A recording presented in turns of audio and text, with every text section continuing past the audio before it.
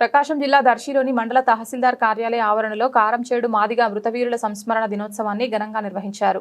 కార్యక్రమానికి ప్రకాశం జిల్లా బహుజన మాజీ అధ్యక్షులు అట్లూరి రామారావు అధ్యక్షత వహించారు. ఈ కార్యక్రమానికి ముఖ్య అతిథిగా హాజరైన దర్శి మండల డిప్యూటీ తహసీల్దార్ టి దేవప్రసాద్ మాట్లాడుతూ 1985 జూలై 17న జరిగిన కారంచేడు దుర్ఘటన దేశ చరిత్రలో విషాదకర ఘటనగా నిలిచిందన్నారు. దశాబ్దాలు గడిచినా ఆ ఘటన దళిత సమాజంతో పాటు దేశ ప్రజల మనసులో చెరగని ముద్ర వేసిందని పేర్కొన్నారు. ఇలాంటి ఘటనలు సమాజంలో పునరావృతం కాకుండా ప్రతి ఒక్కరూ సామరస్య భావనతో ముందుకు సాగాలని ఆయన పిలుపునిచ్చారు. మరో ముఖ్య అతిథి జనం పార్టీ అధ్యక్షులు తెనాలి రవిబాబు మాట్లాడుతూ దళితులపై దాడులు ఇంకా కొనసాగుతుండడం ఆందోళనకరమని అన్నారు. దళితుల భద్రతకు మరింత ప్రాధాన్యం ఇచ్చి ఇటువంటి ఘటనలు జరగకుండా ప్రభుత్వాలు సమర్థవంతమైన చర్యలు తీసుకోవాలని కోరారు. ఉదయ న్యూస్ ప్రేక్షకులకు వందనాలు. నా పేరు తెనాలి రవిబాబు, జనం పార్టీ వ్యవస్థాపక అధ్యక్షుడిని, జాతీయ ఉత్తమ సేవారత్న. మిత్రులారా, ఈ భారతదేశంలో మనకు తెలియకుండా దళితులపై అనేక రకాలైన దాడులు జరిగినాయి.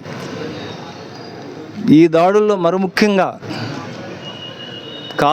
ప్రకాశం జిల్లా కారంచేడులో జరిగిన సంఘటన చరిత్ర సృష్టించిందనే చెప్పాలి. ఈ చరిత్రలో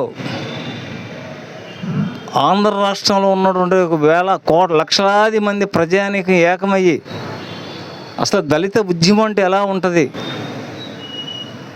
కత్తి పద్మారావు గారి సారథ్యంలో దళిత ఉద్యమం అంటే ఎలా ఉంటుంది, దళితుల జోలికి వస్తే ఎలా ఉంటుంది అనేటువంటి నినాదంతో ప్రపంచాన్ని తాకినటువంటి ఉద్యమంలో అసువులు బాసినటువంటి మా సోదరులందరికీ కూడా మేము ఘనంగా నివాళులు అర్పిస్తున్నాం ఈ రోజున.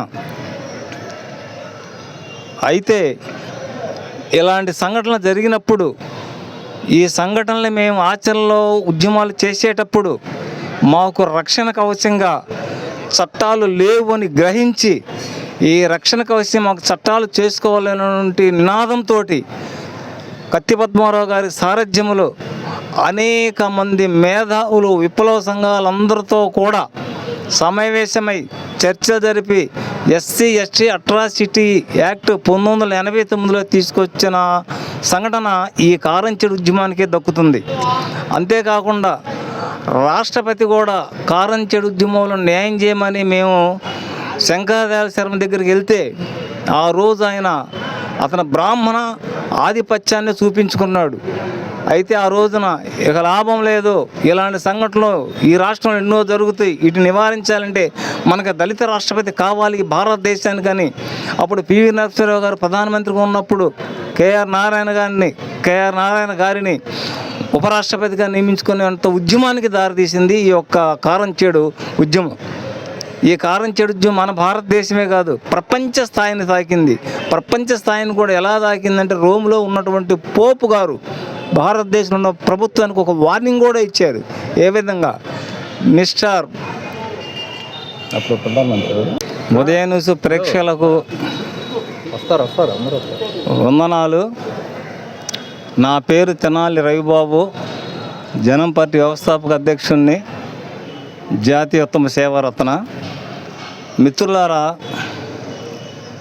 ఈ భారతదేశంలో మనకు తెలియకుండా దళితులపై అనేక రకాలైన దాడులు జరిగినాయి.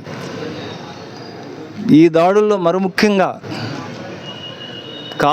ప్రకాశం జిల్లా కారంచేడులో జరిగిన సంఘటన చరిత్ర సృష్టించిందనే చెప్పాలి. ఈ చరిత్రలో ఆంధ్ర రాష్ట్రంలో ఉన్నటువంటి లక్షలాది మంది ప్రజానికి ఏకమయ్యి అసలు దళిత ఉద్యమం అంటే ఎలా ఉంటుంది,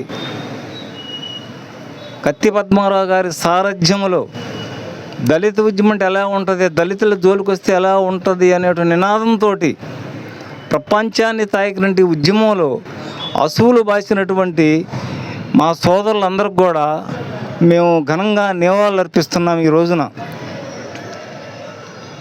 అయితే ఇలాంటి సంఘటనలు జరిగినప్పుడు, ఈ సంఘటనలు మేము ఆచరణలో ఉద్యమాలు చేసేటప్పుడు మాకు రక్షణ కవచంగా చట్టాలు లేవు అని గ్రహించి ఈ రక్షణ కవచం మాకు చట్టాలు చేసుకోవాలనేటువంటి నినాదంతో కత్తి పద్మారావు గారి సారథ్యంలో అనేక మంది మేధావులు విప్లవ సంఘాలందరితో కూడా సమావేశమై చర్చ జరిపి ఎస్సీ ఎస్టీ అట్రాసిటీ యాక్ట్ 1989లో తీసుకొచ్చిన సంఘటన ఈ కారంచేడు ఉద్యమానికే దక్కుతుంది.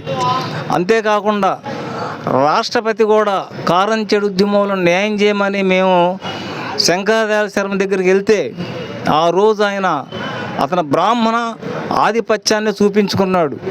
అయితే ఆ రోజున ఇక లాభం లేదు, ఇలాంటి సంఘటనలు ఈ రాష్ట్రంలో ఎన్నో జరుగుతాయి, వీటిని నివారించాలంటే మనకు దళిత రాష్ట్రపతి కావాలి భారతదేశానికని అప్పుడు పివి నరసింహారావు గారు ప్రధానమంత్రిగా ఉన్నప్పుడు కేఆర్ నారాయణ గారిని ఉపరాష్ట్రపతిగా నియమించుకునేంత ఉద్యమానికి దారితీసింది ఈ యొక్క కారంచేడు ఉద్యమం. ఈ కారంచేడు ఉద్యమం మన భారతదేశమే కాదు ప్రపంచ స్థాయిని తాకింది. ప్రపంచ స్థాయిని కూడా ఎలా తాకిందంటే రోమ్లో ఉన్నటువంటి పోపు గారు భారతదేశంలో ఉన్న ప్రభుత్వానికి ఒక వార్నింగ్ కూడా ఇచ్చారు. ఏ విధంగా మిస్టర్ అప్పుడు ప్రధానమంత్రి